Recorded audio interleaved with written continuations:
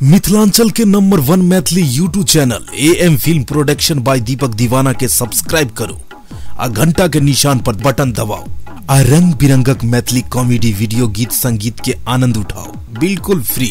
लक्ष्मी, सरस्वती और गंगा नारायण के निकट निवास करती थी। एक बार गंगा ने नारायण के प्रति अनेक कटाक्ष किए। नारायण तो बाहर चले गए, किंतु इससे सरस्वती रुष्ट हो गई। सरस्वती को लगता था कि नारायण गंगा और लक्ष्मी से अधिक प्रेम करते हैं। लक्ष्मी ने दोनों का बीच बचाव करने का प्रयत्न किया। सरस्वती ने लक्ष्मी को निर्वाकार जररत मौन देखा तो जर वृक्ष अथवा सरिता होने का शाप दिया। सरस्वती को गंगा की निर्लजता तथा लक्ष्मी के मौन रहने पर क्रोध था। उसने गंगा को पापी जगत का पाप समेटने वाला नदी बनने का श्राप दे दिया। गंगा ने भी सरस्वती को मृत्यु लोक में नदी बनकर जन समुदाय का पाप प्रक्षालन करने का श्राप दिया। इसी बीच नारायण भी वापस आ पहुंचे।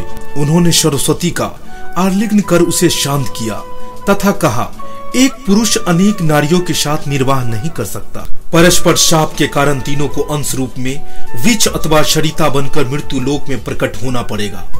लक्ष्मी, तुम एक ही अंश से पृथ्वी पर धर्म ध्वज राजा के घर अयोनी संभवा कन्या का रूप धारण करोगी।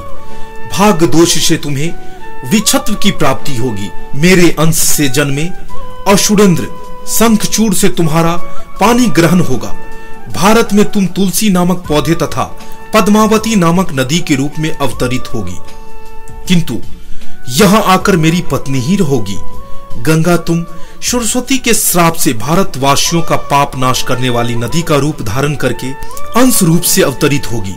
तुम्हारे अवतरण के मूल में भागीरथी की तपस्या होगी, अतः तुम भागीरथी कहलाओगी।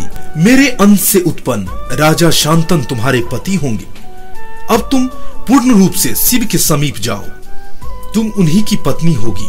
सरस्वती, तुम भी पाप नाशनी सरिता के रूप में पृथ्वी पर अवतरित होगी। तुम्हारा पूर्ण रूप ब्रह्मा की पत्नी के रूप में प्रकट होगा। तुम उन्हीं के पास जाओ। उन तीनों ने अपने कृत पर शोक प्रकट करते हुए श्राप की अवधि जाननी चाहिए।